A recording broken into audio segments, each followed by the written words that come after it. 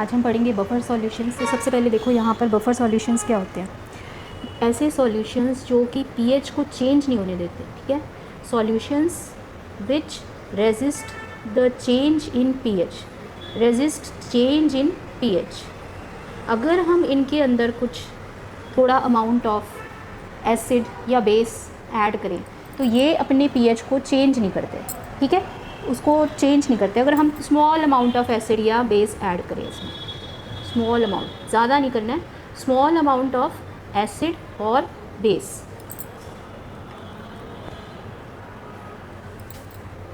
Small amount of acid और base, तो ऐसे सॉल्यूशंस क्या होते हैं, क्या कहलाते हैं, बफर सॉल्यूशन कहलाते हैं, ठीक है।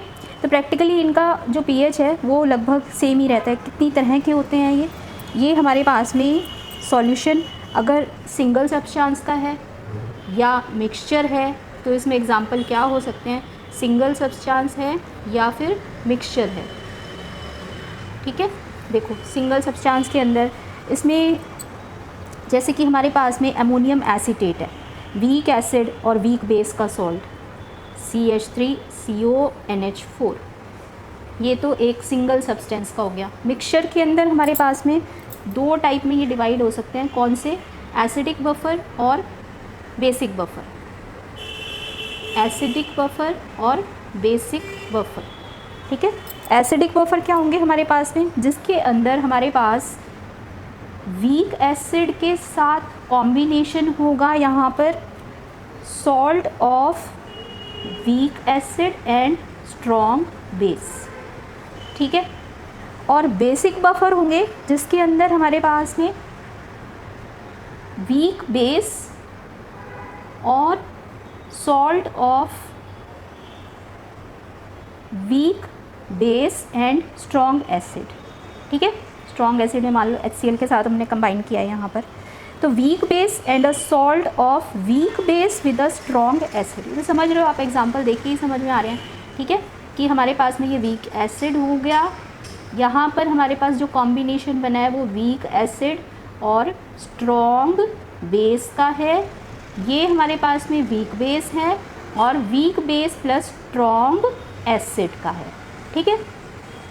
तो दो तरह के यहाँ पे बफर्स होते हैं जो कि मिक्सचर में प्रेजेंट होते हैं। अब ये बफर शो क्यों करते हैं यहाँ पर, ये कैसे शो करते हैं, बफर एक्शन देखो कि मान लो हमने यहाँ पर एक बफर सॉल्यूशन लिया है, वो कैसे बफर सॉल्यूशन यहाँ पर रेजिस्ट करेगा पीएच के चेंज को, ठीक है। तो यहाँ पर देखो हमारे पास में मान लो कि एक एग्जांपल हमने यहाँ पर लिया एसिडिक बफर का, एसिडिक बफर का यहाँ पर एग्जांपल लिया, ठीक है। तो एसिडिक बफर में क्या होता है कि हमारे पास में यहाँ पर CH3 एक वीक एसिड है,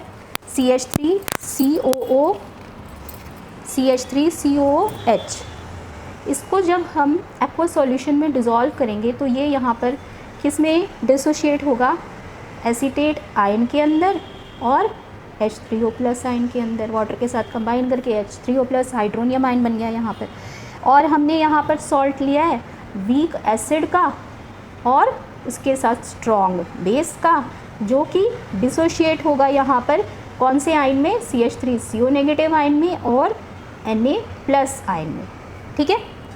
तो हम यहाँ पर क्या देख रहे हैं कि हमारे पास में यहाँ पर ये जो एसीटेट आयन है ये कॉमन आयन इफ़ेक्ट लगाकर यहाँ पे एसिटिक एसिड जो है वो भी यहाँ एसीटेट आयन दे रहा है, सोडियम एसीटेट भी यहाँ पर एसीटेट आयन दे रहा है, तो कॉमन आयन इफ़ेक्ट लगेगा। तो कॉमन आयन इफ़ेक्ट लगने की वजह से जो हमारे पास में डिसोसिएशन है सॉल्ट का वो और भी कम हो जाएगा, ठीक है। अगर हम यहाँ कॉमन आयन इफ़ेक्ट के कारण जो हमारे पास में डिसोसिएशन कम हो गया है, ठीक है, क्योंकि एसीटेट आयन हमारे पास में यहाँ पर बढ़ गए हैं। अब मान लो कि हमने यहाँ पर एसिड ऐड करा, क्या बोला था हमने, बफर सॉल्यूशन में पीएच चेंज नहीं करेगा अगर हम उसमें कुछ अमाउंट ऑफ एसिड या बेस ऐड करें। तो हमने मान लो एसिड ऐड करा, ये जाके कंबाइन कर जाएगा यहाँ पर इस एसीटेट आयन के साथ में ऐड करा हुआ एसिड, ये एसिड हमने ऐड किया H3O+, ठीक है, इसको एडेड, एसिड एडेड, तो ये इसके साथ कंबाइन करके क्या बनाएगा, यहाँ पर फिर से एसिटिक एसिड बना देगा। एसिटिक एसिड वीक एसिड ही है और डिसोसिएशन वो यहाँ पर कम ही करेगा, ठीक है। अब हमारे पास में अगर मान लो हमने कि यहाँ पर हमने लिया है बेस, तो बेस H3O+ आयन के साथ जाके कंबाइन करेगा। ये हम यहाँ पर देख रहे हैं CH3CO नेगेटिव और H3O+। तो H3O+ जो है उसके साथ में ऐड करा हुआ बेस, एडिड बेस, ये क्या करेगा यहाँ पर, एडिड बेस फिर से ये वाटर ही बना देगा। वाटर न्यूट्रल है हमारे पास में, तो पीएच चेंज नहीं करेगा। इस तरह से इसने अपना बफर एक्शन शो करा है यहाँ पर एसिडिक बफर ने, समझ गए। एसिडिक बफर हमारे पास में एसिटिक एसिड और सोडियम एसीटेट का मिक्सचर है। इस तरह से ये डिसोशिएट होंगे कि एसीटेट आयन यहाँ पर कॉमन आयन इफेक्ट लगा के सॉल्ट का डिसोसिएशन कम कर देगा। फिर एसीटेट आयन के अंदर अगर हम थोड़ा अमाउंट ऑफ एसिड ऐड करते हैं तो वो दोबारा से एसिटिक एसिड बना दे रहा है। अगर हम यहाँ पर OH नेगेटिव आयन बेस से इस H3O+ में ऐड करेंगे तो भी हमारा यहाँ पर वाटर बन जाएगा जो कि न्यूट्रल है, तो पीएच चेंज नहीं हुआ। ठीक है, यही हम पढ़ रहे हैं, buffer action of acidic buffer. तो यहाँ पर हमारे पास में ये बफर एक्शन इसने शो किया है। इसी तरह से मान लो कि हमारे पास में बेसिक बफर है। ठीक है, तो बेसिक बफर जो है यहाँ पर कैसे शो करता है अपना एक्शन, वो देखो। बेसिक बफर कैसे शो करेगा। बेसिक बफर के अंदर हमने क्या लिया था, वीक बेस, जैसे कि NH4OH। जब ये डिसोशिएट हुआ तो ये किस में डिसोशिएट हुआ, NH4+ के अंदर, और OH नेगेटिव आयन क्योंकि वीक बेस है ये कम्प्लीटली डिसोशिएट नहीं करेगा। इसी वीक बेस का हमने सॉल्ट लिया स्ट्रॉन्ग एसिड के साथ में, जो डिसोशिएट होके यहाँ पर एमोनियम आयन और क्लोराइड आयन देगा। Ammonium ion common ion effect से यहाँ पे डिसोसिएशन और ज़्यादा कम कर देगा। ठीक है, तो यहाँ पर हमारे पास में अगर हम थोड़ा सा बेस ऐड करते हैं, OH नेगेटिव आयन ऐड करते हैं, तो वो NH4+ के साथ कंबाइन करके क्या बना देगा, फिर से यहाँ पर हमारे पास में NH4OH ही बन जाएगा, एमोनियम हाइड्रोक्साइड। ठीक है, ये हमने यहाँ पर ऐड किया है एडिड बेस ऐड किया है यहाँ पर। ठीक है, यहाँ पर क्या ऐड करा है हमने, बेस। इसी तरह से मान लो कि हमने यहाँ पर एसिड ऐड करा, तो Cl नेगेटिव हमारे पास में यहाँ पर प्रेजेंट है और OH नेगेटिव यहाँ पर प्रेजेंट है। ठीक है, हमने क्या ऐड करा है यहाँ पर, एसिड, H3O+ आयन, ये जाके OH नेगेटिव आयन के साथ में क्या बना देगा, वाटर फिर न्यूट्रल हो गया, तो पीएच के अंदर यहाँ पर भी कोई चेंज नहीं आएगा।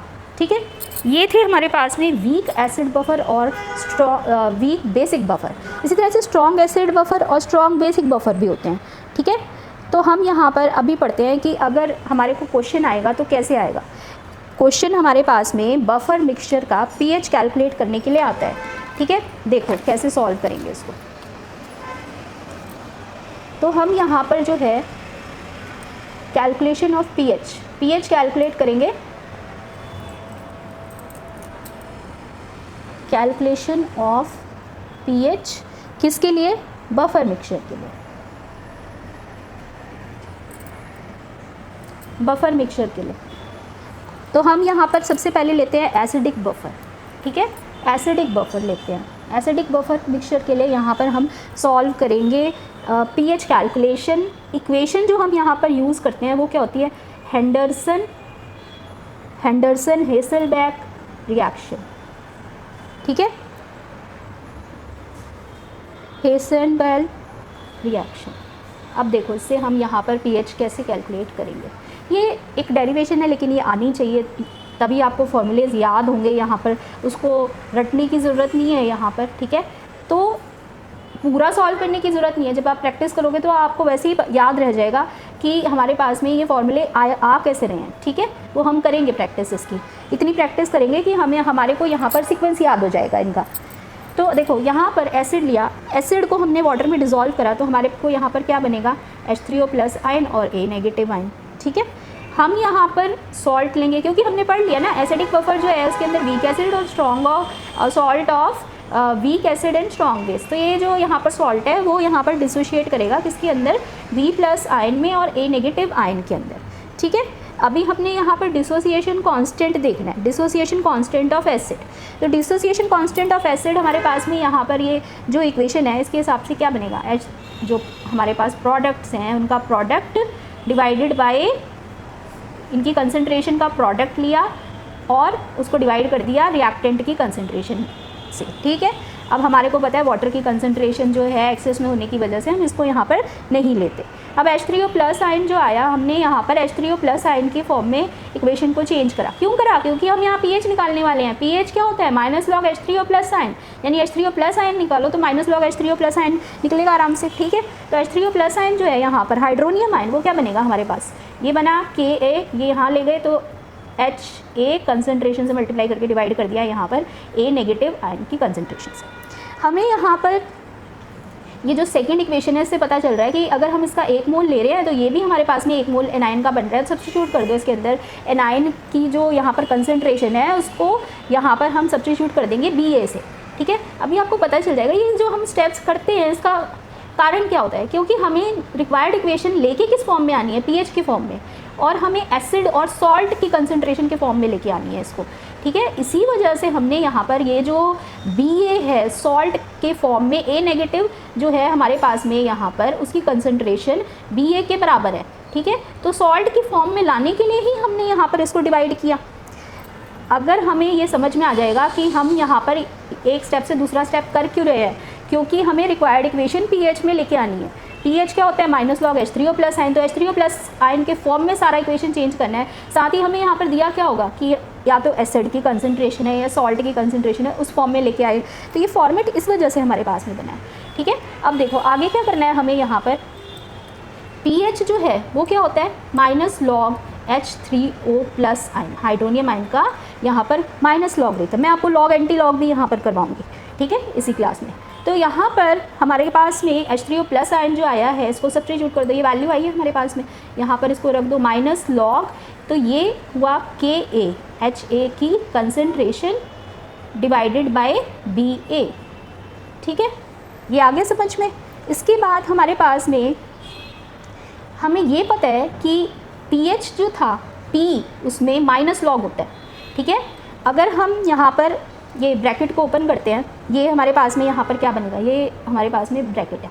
ठीक है, इसको ओपन करते हैं हम यहाँ पर, तो ये क्या बनेगा हमारे पास में, minus log Ka minus log acid concentration divided by salt concentration, है ना। अब हम यहाँ पर देखो कैसे चेंज कर रहे हैं, यहाँ पर थोड़ा इक्वेशन को हम सिंपल लेके आएंगे। ठीक है, कैसे लेके आएंगे, इसको हमने यहाँ पर Pka लिख दिया, क्योंकि ये माइनस लॉग Ka को Pka लिख सकते हैं। और यहाँ पर अगर हम डिनोमिनेटर को ऊपर ले आए तो ये माइनस लॉगरिथम की वैल्यू पॉजिटिव हो जाएगी, माइनस लॉग प्लस लॉग में चेंज हो जाएगा, divided by salt concentration upon acid concentration. ठीक है, ये बन गई हमारे पास में। एसिडिक बफर के लिए हमने यहाँ पर pH की वैल्यू को कैलकुलेट कर लिया है। और इसके अंदर साथ ही हमें ये भी पता है कि अगर हम यहाँ पर ये जो सॉल्ट है, ये देखो हमने यहाँ पर ये वाली इक्वेशन देखी थी, Ba किस में चेंज हो रहा है, B+ में और A नेगेटिव में। ठीक है, तो A नेगेटिव जो है वो कब बना, जब B ने यहाँ पर एक इलेक्ट्रॉन लूज करके इसको दिया। ठीक है, यहाँ पर हमारे पास में B केटायन में और A एनायन में चेंज हुआ है। इसको हम क्या बोलेंगे यहाँ पर, कंजुगेट एसिड। ठीक है, sorry conjugate base, conjugate base bye acid. क्या अब हम यहाँ पर इसको लिख सकते हैं, थोड़ा सा यहाँ पर आपके शुरू से कॉन्सेप्ट लग रहे हैं। ठीक है, हमने कर चुके हैं ऑलरेडी कि कंजुगेट एसिड बेस पेयर क्या होते हैं। तो वो जो है हमारे पास में यहाँ पर Pka प्लस लॉग ऑफ, ये हमारे पास में सॉल्ट की जगह हमने यहाँ पर लिख दिया कंजुगेट बेस। क्या लिख सकते हैं कंजुगेट बेस, यहाँ पर conjugate base divided by acid concentration. ठीक है, मान लो कि कंजुगेट बेस हमें क्वेश्चन में आया हुआ है, ज़्यादातर सॉल्ट एसिड के टर्म्स में ही आएगा, लेकिन फिर भी अगर आया हुआ है एसिडिक बफर के लिए तो हम यहाँ पर कंजुगेट बेस के टर्म्स में भी उसकी कैलकुलेशन कर सकते हैं।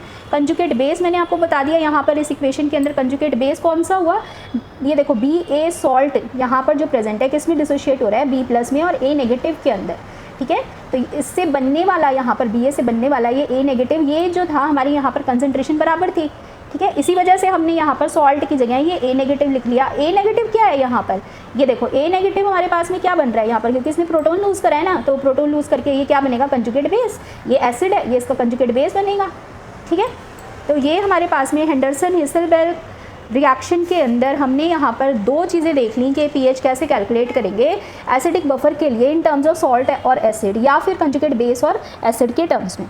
सेम यहाँ पर बेसिक बफर के लिए भी कैलकुलेशन हो सकती है, ठीक है।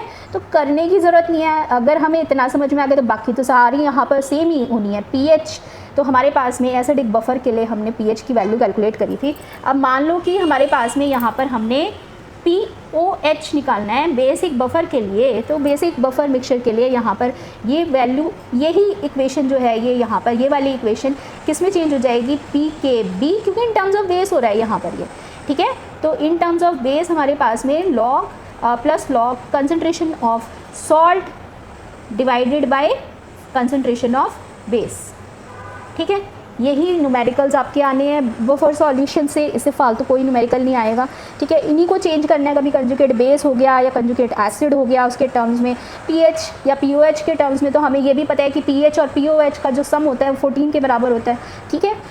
तो हम इसके न्यूमेरिकल्स बनाएंगे। अब यहाँ पर देखो कि ये हमने पीएच कैलकुलेट कर लिया है बफर सॉल्यूशंस के लिए। उसके बाद हम यहाँ पर कुछ क्वेश्चंस बनाकर देखते हैं, ठीक है।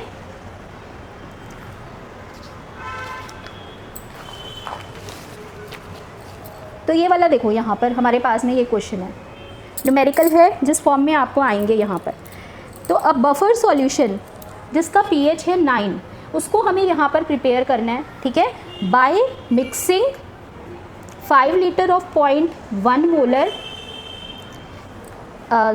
By mixing ammonium chloride and NH4OH। तो कैलकुलेट करो यहाँ पर number of moles of ammonium chloride, ठीक है, जो कि हम 1 मोलर NH4OH में ऐड करेंगे।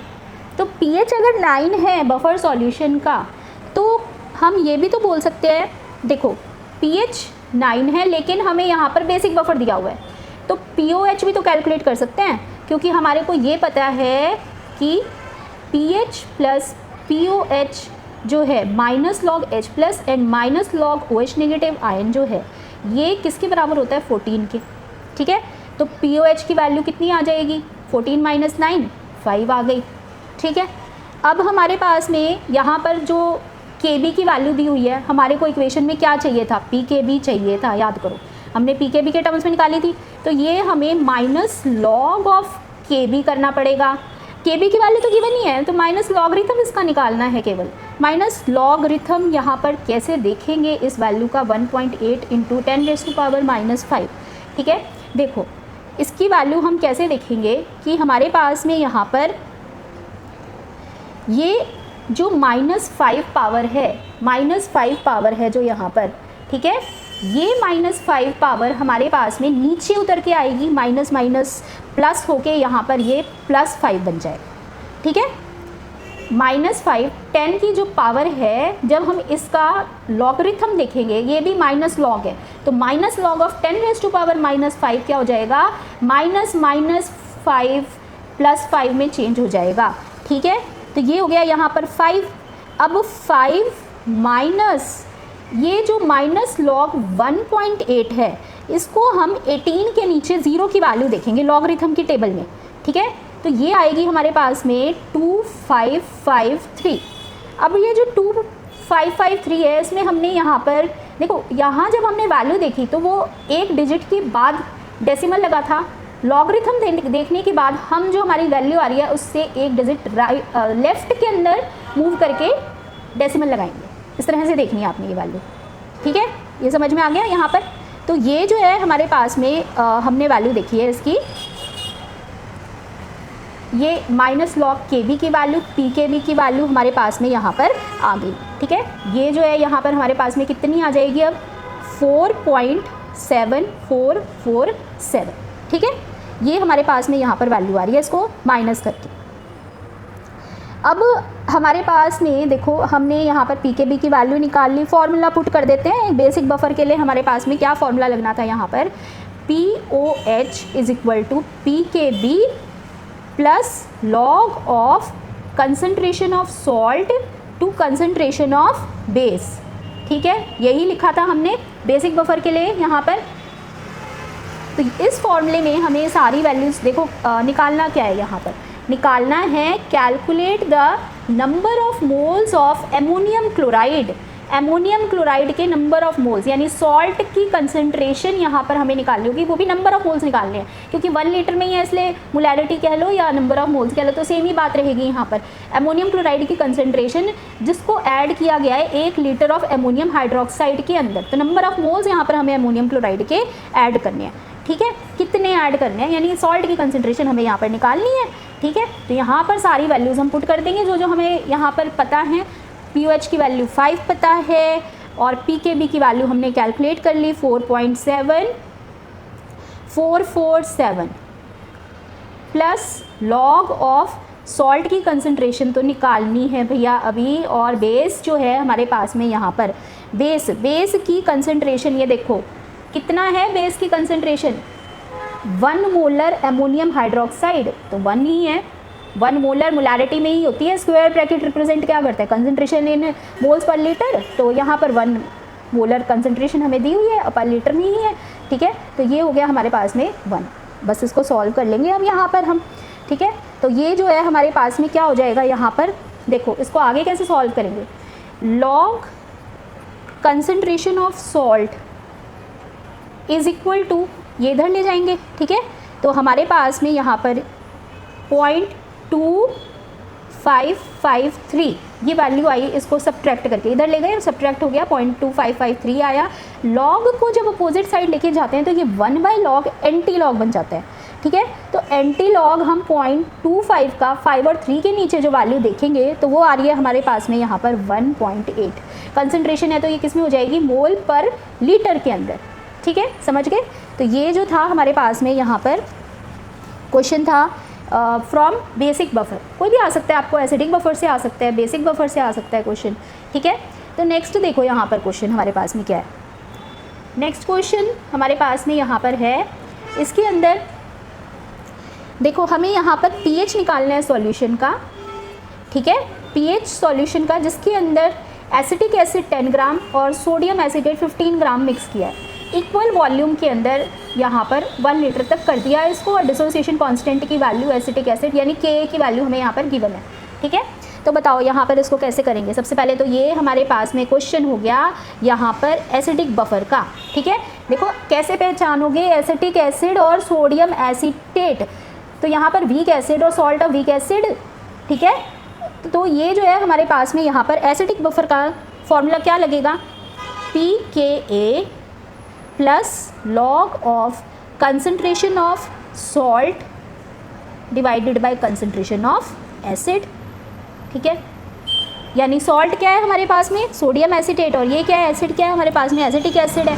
ठीक है, तो हम यहाँ पर क्योंकि हमें यहाँ पर नंबर ऑफ मोल्स बनाने पड़ेंगे, यहाँ पर हमें मास दिया हुआ है केवल, तो कंसंट्रेशन निकालो यहाँ पर CH3COH की, नंबर ऑफ मोल्स बनाओगे कैसे, तो पता ही है आपको, पढ़ चुके हो आप सारा सॉल्यूशंस के चैप्टर में। ठीक है, सॉल्यूशंस तो 12th में है आपका, लेकिन फर्स्ट चैप्टर आपका इधर भी है बेसिक कॉन्सेप्ट्स ऑफ केमिस्ट्री में, तो उसके अंदर भी आपने पढ़ा है कि जो हमारे पास में मास है, गिवन मास को उसके मॉलिक्यूलर मास 60 से डिवाइड करो, यहाँ पर ये हमारे पास में यहाँ पर मोल्स पर लीटर के अंदर इसकी कंसंट्रेशन आ जाएगी एसिटिक एसिड की। अब यहाँ पर CH3CONA की कंसंट्रेशन भी सेम इसी तरह से निकालेंगे। कितना हमें यहाँ पर इसका मास दिया हुआ है 15 को डिवाइड करो इसके मॉलिक्यूलर मास से 82, तो ये हमारे पास में मोल पर लीटर के अंदर इसकी कंसंट्रेशन आ गई। ठीक है, अब हमने यहाँ पर pKa की वैल्यू देखनी है, यानी minus log of Ka calculate कर लेते हैं, फिर हम पुट करेंगे इसको जो हमारी फॉर्मूला है उसके अंदर। तो माइनस लॉग Ka की वैल्यू क्या हो जाएगी यहाँ पर, माइनस लॉग ऑफ, ये वैल्यू हमें दे रखी है 1.75 इंटू 10⁻⁻5। ठीक है, इसको सॉल्व कर लेंगे। मैंने आपको बताया था कि कैसे सॉल्व करना है, जो हमारे पास में पावर 10 से रेस की हुई है उसको नीचे लेके आओ, पूरी पावर को नीचे उतार दो, माइनस इंटू -5 प्लस 5 हो गया। ठीक है, तो ये हमारे पास में यहाँ पर क्या बन जाएगा 5 में से यहाँ पर माइनस करेंगे इसकी माइनस लॉग ऑफ 1.75। ठीक है, तो ये हो गया माइनस इनकी लॉगरिथम की टेबल के अंदर वैल्यूज़ देखी हैं हमने 17 का 5 और 0 के नीचे, तो ये आएगी 0.2430, माइनस करके आ जाएगा हमारे पास में यहाँ पर 4.757। समझ में आ गया लॉग की वैल्यू यहाँ पर कैसे देखनी है, ठीक है। अब फाइनल जो इक्वेशन है हमारे पास में यहाँ पर, ये इक्वेशन के अंदर सारी वैल्यूज़ को पुट कर दो, ठीक है। हमें यहाँ पर pH की वैल्यू कैलकुलेट करनी थी, बाकी आपको यहाँ पर सारी वैल्यूज़ पता चल गई, pK की वैल्यू पता चल गई, log of concentration of salt, ठीक है। सॉल्ट की कंसंट्रेशन जो है वो हमें यहाँ पर पता है, एसिड की कंसंट्रेशन पता है, इनका लॉगरिथम ले लेंगे यहाँ पर। इसको सॉल्व करके यहाँ पर पूरा हमारे पास में जो आंसर आ रहा है वो मैं आपको pH की वैल्यू बता देती हूँ, आप इसको सॉल्व करके देखें। pH की वैल्यू जो है यहाँ पर हमारे पास आ रही है 4.80, कैलकुलेट करो, ठीक है। इसको कैलकुलेट करके देखो यहाँ पर pH की वैल्यू 4.80 आ रही है कि नहीं आ रही है, ठीक है। चलो